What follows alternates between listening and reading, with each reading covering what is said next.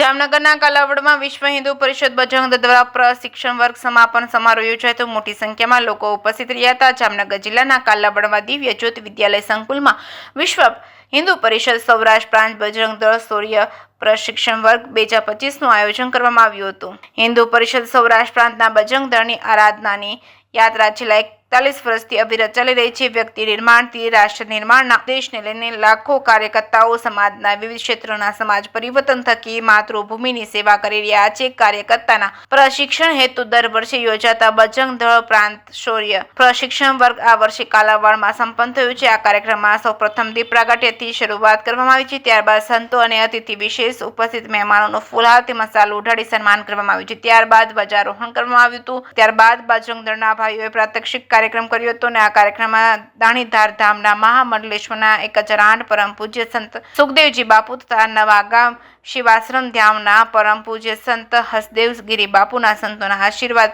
આપ્યા। ત્યારબાદ કાર્યક્રમના મુખ્ય વક્તા ધર્મેન્દ્રભાઈ ભાવાણીનું પ્રવચન અપાયું હતું। ત્યારબાદ પ્રાર્થના કરી કાર્યક્રમને પૂર્ણ કરવામાં આવ્યો હતો। આ કાર્યક્રમમાં મોટી સંખ્યામાં ભાઈઓ અને બહેનો ઉપસ્થિત રહ્યા હતા। જે કેસ ન્યૂઝ ગુજરાતી સાથે હર્ષલ ખંડેરિયા, જામનગર।